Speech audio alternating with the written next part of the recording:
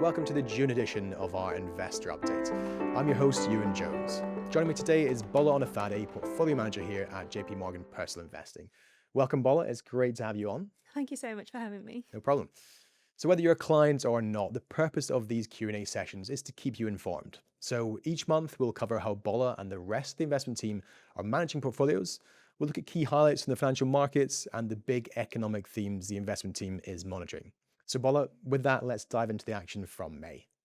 So if we look back at April, it was a really pretty strong month for a lot of equity indices. Do we see that positivity continue through into May? Yes, absolutely. What we've seen in May is the market sort of taking in the fundamentals and the earnings growth story that's coming out of the US and using that to sort of reprice assets, particularly in the equity space. What we're seeing is, tech particularly. We're also seeing materials. Those sectors have performed really, really well. Right. I mean, it's quite interesting when you compare the earnings growth that we're seeing right now. It's comparable to the levels that we were seeing at the sort of depth of the rate cutting cycle back in 2021. So markets are doing really, really well. That's good to hear. I mean, a strong positive month for equities. Turning to bonds, how has things been playing out there? I mean, I know government bond yields have been pretty high. Is that continued in May? Yeah, so what we've seen in May is we saw bond prices sort of continue to depress, that is, yields continue to rise in the first couple of weeks, but that has reversed pretty solidly over the past couple of weeks as well, so in the latter half of the month. And that's because markets are continuously looking at what's going on in the Middle East and hoping that the sort of improvement in the news flow that we're getting back, such that the ceasefire continues and potentially reopening of the Strait, that will feed into energy prices and feeding through the inflation numbers that we're seeing, and that should help sort of on a forward-looking basis yields to drop. Get the pressure off. Correct. Okay. So have there been any other financial market highlights that you might like to call out from May? One of the big things, I think, is the sort of the tech, AI story that we have seen over the past couple of years, but we've seen it concentrated perhaps in US names. But what we're seeing is that capital expenditure sort of going all the way out to Asia now. So we've seen the Korean indices really ratchet up in prices, as the capex flows out to that region. So that's definitely something that's interesting now and something to look forward to in the next couple of months. So looking back now on the first sort of 5 months of the year, now we're approaching the halfway point. How would you kind of reflect on that? I mean, the markets has certainly been interesting. We started the year talking about Venezuela, for example, and then we started looking at oil prices before the Middle Eastern conflict took off. And now we're talking about the AI revolution and how that's sort of spreading across the world.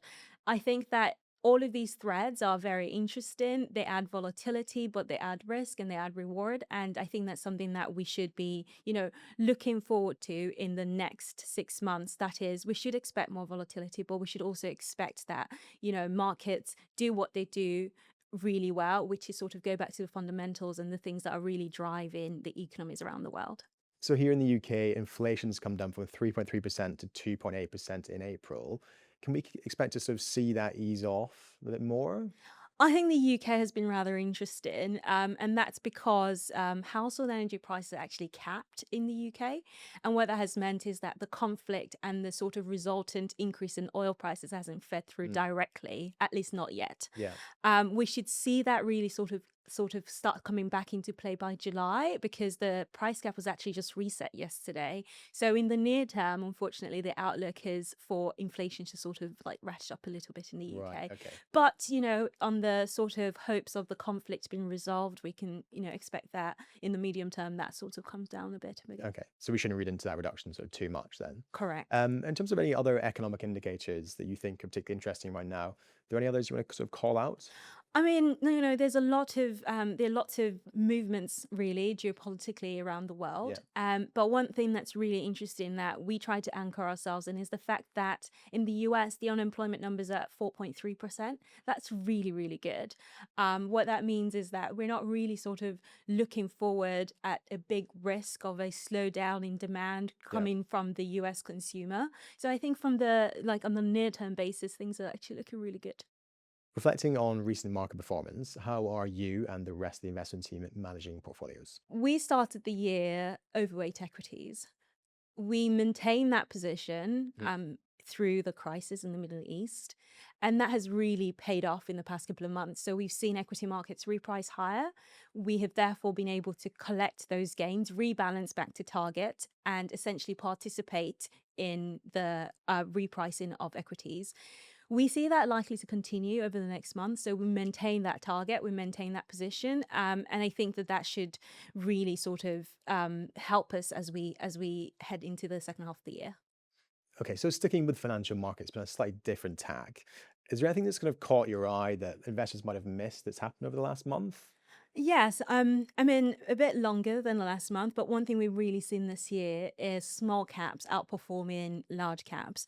Now, these periods tend to be short-lived, these periods of small cap outperformance, particularly in recent Right. years. But I think there's a positive story there because small caps tend to underperform when people are a bit worried about the future outlook of the economy, and the fact that they're doing so well Mm. is, I think, a positive omen for markets in general. Financial markets have faced quite a few different shocks over the last couple of years, but many indices are at or near record highs. What's your take on that?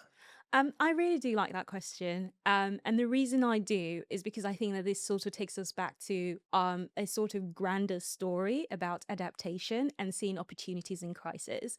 Like shocks can create quite a lot of volatility and on a really base level, quite a lot of fear. Hmm. But one thing is true, they tend to be transitory. It's unfortunate that some last longer than we'd like them to.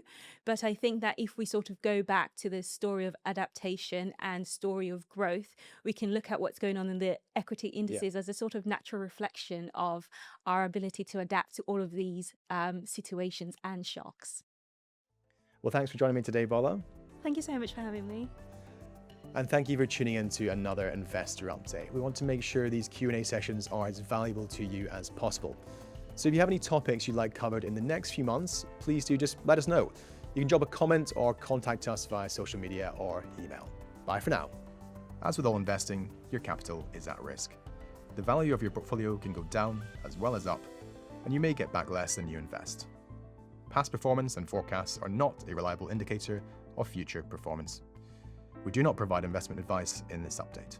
Always do your own research.